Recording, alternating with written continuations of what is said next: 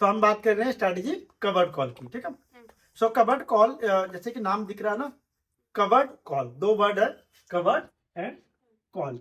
सो ये एक स्ट्रैटेजी जो कि कॉम्बिनेशन इक्विटी प्लस ऑप्शन का बनता है, यानी शेयर और कॉल ऑप्शन दोनों को मिला के बनाते हैं, ठीक है।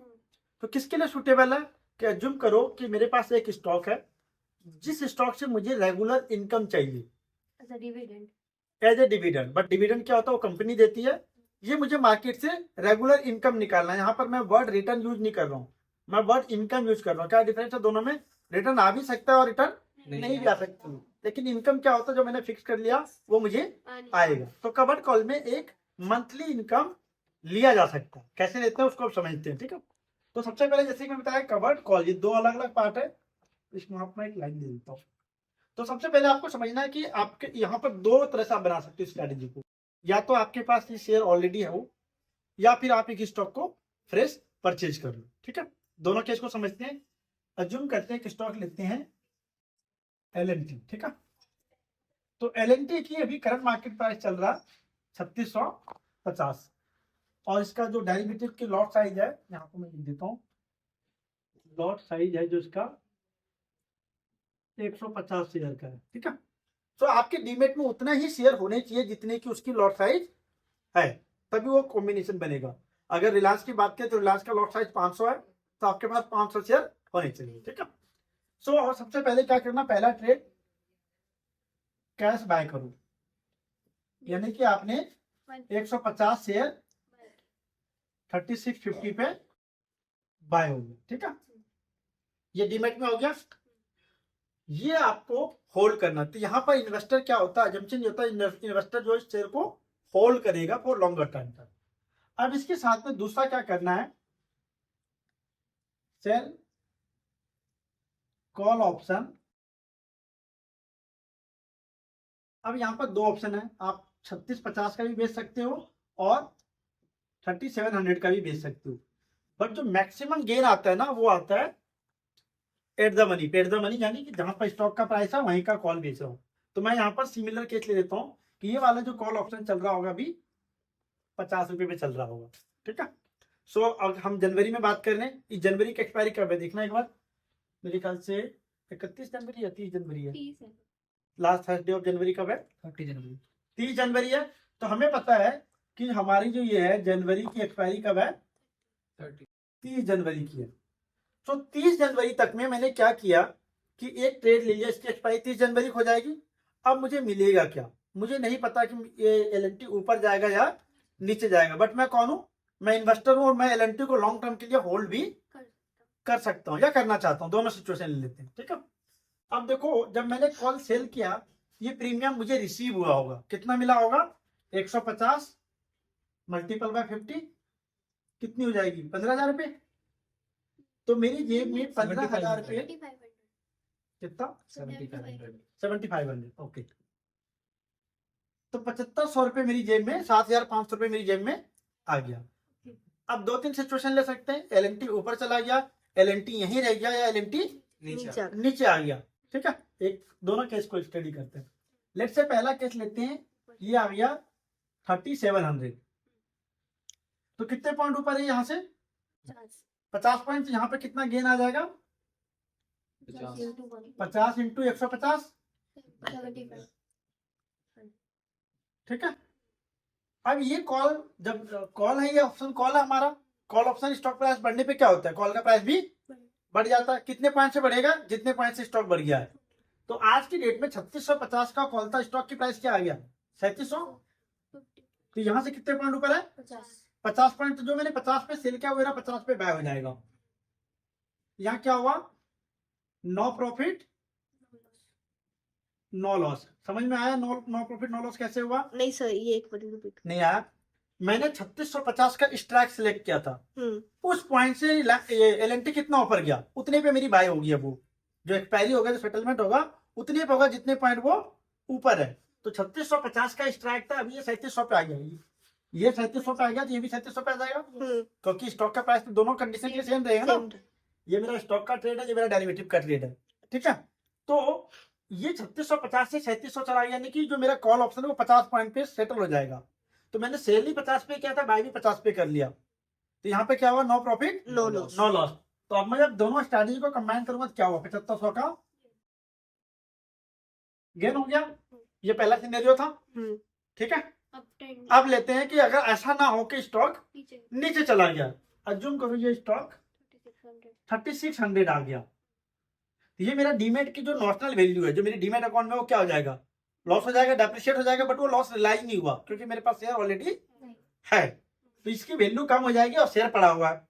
अब मैंने कॉल को सेल किया था तो इसकी वैल्यू क्या हो जाएगी, zero, why zero, because call की ऊपर जाने पे वैल्यू बढ़ती है, नीचे जाने पे वैल्यू बढ़ती है, नीचे जाने पे जीरो हो जाएगी, जीरो, है ना।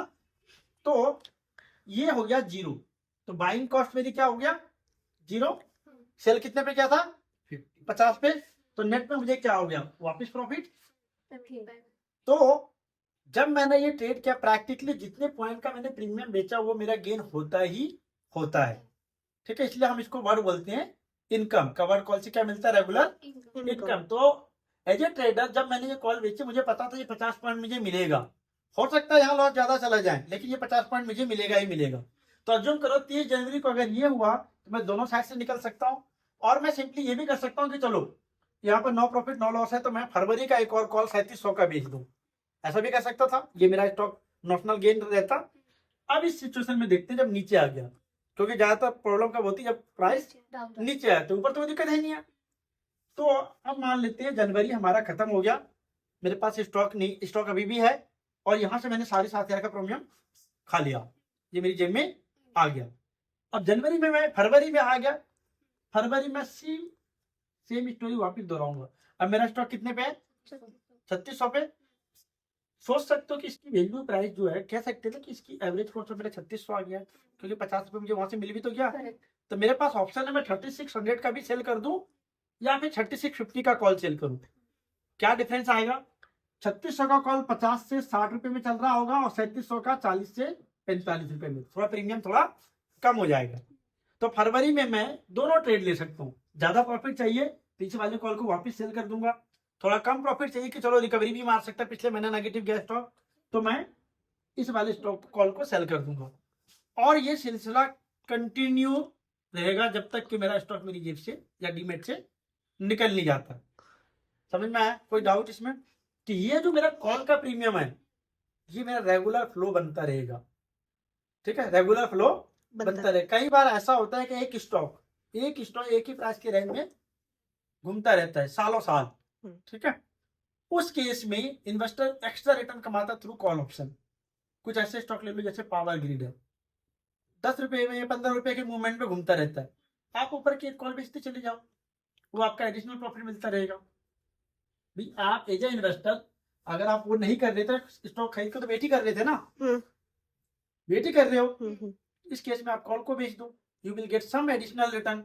अच्छा एक और एग्जांपल लेते हैं, एक और लेता हूं। अच्छा चलो, मेरा भी क्वेश्चन सुनो पहले। एक सवाल हाँ, वन का वन। क्या हुआ, तेरा क्वेश्चन पता नहीं हाँ जी, कवर कॉल से सवाल है, रुक जाओ, एक क्या बोलते हैं, ऑडियंस में, हाँ सवाल मुझे बताओ। सर मेरा क्वेश्चन ये है, इसमें हम मोस्टली स्टॉक वो पिक कर सकते हैं रेगुलर इनकम के लिए जो मोस्टली स्टेगनेंट रहता है, एक पर्टिकुलर प्राइस रेंज के बीच में रहता है। अच्छा, इसको दो एंगल से देखो, आपने एक अच्छी क्वालिटी स्टॉक चूज किया, ठीक है, जो प्राइस रेंज में भी रहता है या स्लो ग्रोथ है, ग्रोथ तो चाहिए ही ना।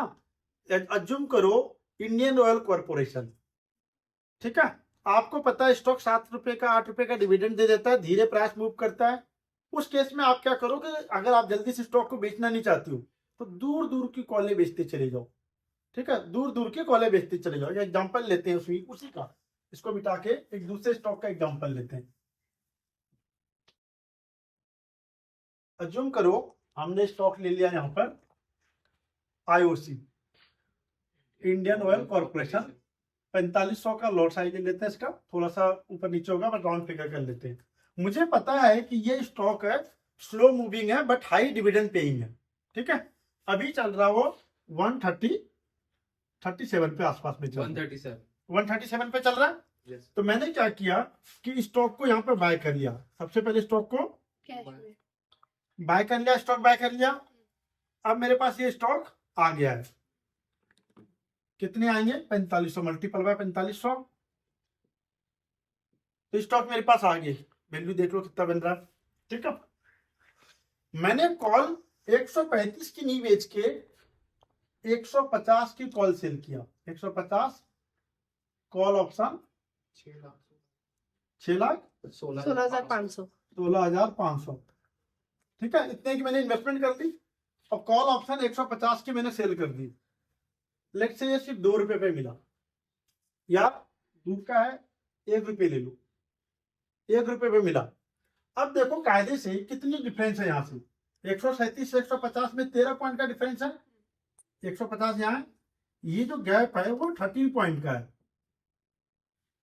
करेक्ट, 13 पॉइंट कितने परसेंट बन जाता, हाइपोथेटिकली 9%, 8 से 9%। अगर ये स्टॉक 8 से 9% का मूवमेंट देता है, अज्यूम करो अगले महीने आप एक और हायर स्ट्राइक के, अभी पहला महीना देख लो, लेट्स से हमने जनवरी में ये सारी बातें करी है। ठीक है, जनरली एक महीने में जल्दी से 10% का मूवमेंट आता नहीं है।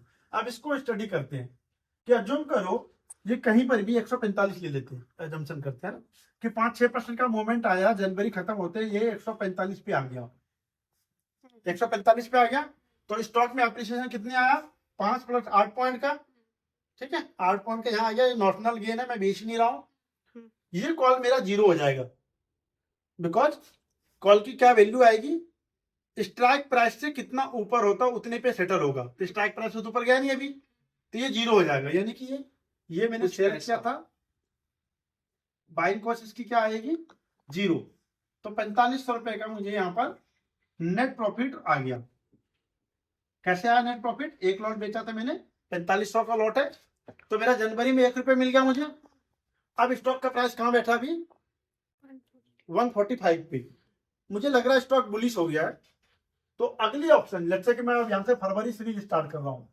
फरवरी मेरे पास ऑप्शन है कि मैं 145 का भी बेचूं, और हो सकता है मैं 155 पे शिफ्ट हो जाऊं, कंसिडरिंग के स्टॉक मेरा थोड़ा पास आ गया।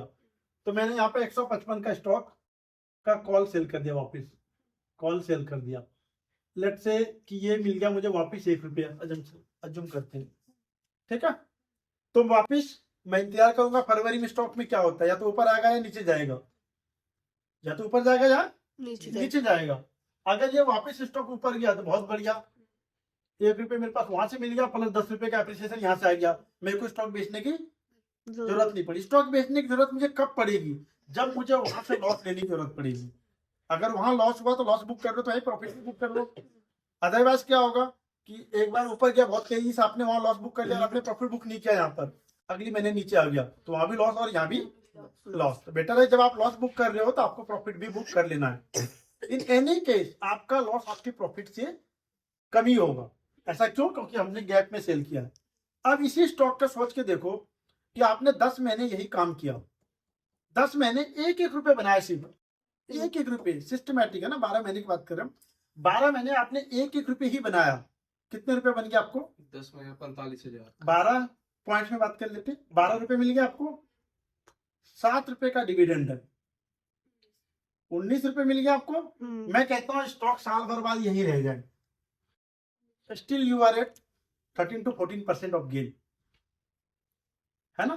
तो बेस्ट प्रॉफिट कब बनता, जब स्टॉक स्लो मूविंग हो और पॉजिटिव डायरेक्शन में हो, या स्टॉक वहीं रह जाए तो भी आपको, बट अगर आपको स्टॉक वहीं रह गया तब आपको पास की कॉल बेचने में ज्यादा फायदा देगा, क्योंकि दूर के कॉल में प्रीमियम कम होता है। और मेरा इसमें जैसे मान लो मेरे पास पैसा थोड़ा ज्यादा है, 2 दिन बाद की एक्सपायरी है, मेरे को पता है कि वो नहीं टच होगा, मैंने मोटा महंगा प्रीमियम लिया पास की एक्सपायरी का, तो उस केस में भी हमें प्रॉफिट हो सकता है। बिल्कुल हो सकता है कि अगर मान लो कि मुझे पता 4 दिन का एक्सपायरी बचा है, 137 पे स्टॉक चल रहा है, मैंने 135 का ही कॉल बेच दिया, 35 का स्ट्राइक और 38 का स्ट्राइक होगा, इसका 2-2 रुपए में डिफरेंस है, बिल्कुल पास की बेच दो, क्या फर्क पड़ता है ना। आपको लॉस इसलिए नहीं हो सकता, ऊपर जाने के केस में कभी लॉस है ही नहीं, क्योंकि आपके पास स्टॉक भी है।